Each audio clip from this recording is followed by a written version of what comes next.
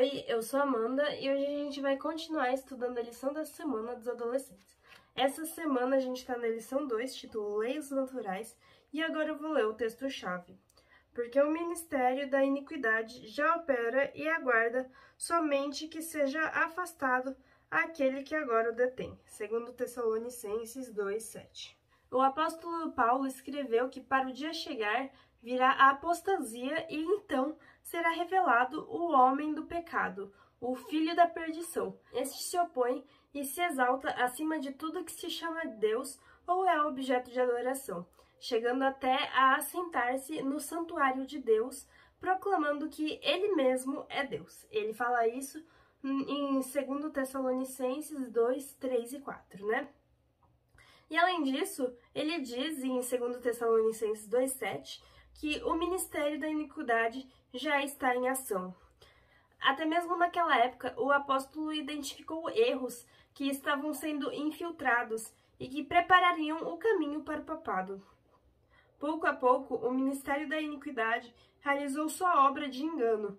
Os costumes do paganismo encontraram lugar dentro da igreja cristã. Mas quando as perseguições terminaram, o cristianismo se afastou da humildade e simplicidade de Cristo e adorou a pompa dos sacerdotes e governantes pagãos. O paganismo, que parecia estar dominado, tornou-se o dominador, e suas doutrinas e superstições foram misturadas à fé daqueles que afirmavam ser seguidores de Cristo.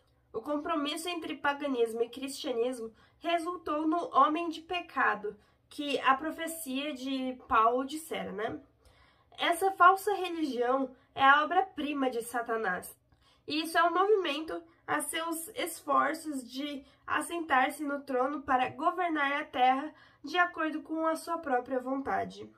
Uma das principais doutrinas de Roma afirma que Deus deu autoridade suprema ao Papa. Mais do que isso, o Papa tem sido chamado Senhor Deus, o Papa, e declarado como infalível. Bom, a gente sabe que o Papa é humano, então ele não chega nem perto de ser infalível, e menos ainda chega perto de ser Deus, né? A supremacia papal é contrária às Escrituras. O Papa não pode ter poder sobre a Igreja de Cristo, exceto por meio de uma reivindicação falsa. Para que Satanás mantenha seu controle sobre o povo e estabeleça a autoridade do usurpador papal, ele deve manter as pessoas em ignorância quanto à Bíblia e precisa esconder e suprimir as sagradas verdades. E por causa disso, por centenas de anos, a Igreja Católica proibiu a circulação da Bíblia. O povo era proibido de lê-la. Sacerdotes e líderes interpretavam seus ensinos a fim de apoiar suas alegações arrogantes. O povo não tinha a mínima ideia do que estava escrito na Bíblia. Eles só sabiam o que os sacerdotes e os líderes religiosos falavam. E eles interpretavam as escrituras do jeito que queriam, para dar base àquilo que eles diziam, né? A profecia de Daniel 7:25 declara que o papado tentaria mudar os tempos e as leis. Em substituição à adoração de ídolos, a adoração de imagens e relíquias foi gradualmente introduzida na educação cristã. Roma ousou remover o segundo mandamento da lei de Deus, que proíbe a adoração de ídolos, e dividiu o 10º mandamento em 2, a fim de conservar o total de 10 mandamentos, né? Líderes não consagrados da igreja também mexeram com o 4º mandamento, anulando o antigo sábado, que era o dia que havia sido abençoado e santificado por Deus. E, em seu lugar, eles exaltaram a festa pagã, observada como o venerável dia do sol, ou seja, o domingo.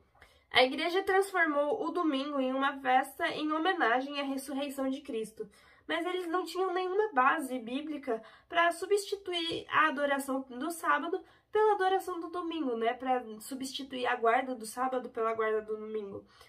Eles só quiseram mudar e mudaram.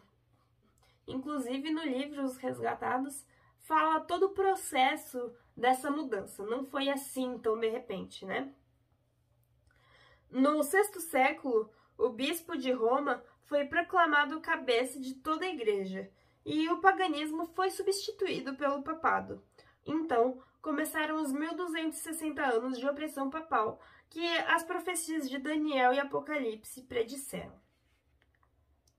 Os cristãos eles foram obrigados a escolher ou abrir mão de sua integridade e aceitar a cerimônia de adoração papal, ou consumir a vida em masmorra e até sofrer a morte. O mundo se transformou em um imenso campo de batalha. Ao longo de centenas de anos, a Igreja de Cristo encontrou abrigo em esconderijos e na escuridão. E para quem quiser saber mais, no capítulo 3 do livro Os Resgatados, conta como essas falsas doutrinas foram introduzidas.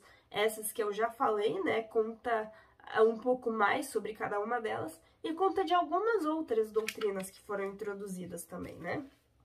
E aí depois, no capítulo 4, fala um pouco sobre os valdenses, né? Que eu vou falar só um pouquinho aqui sobre eles.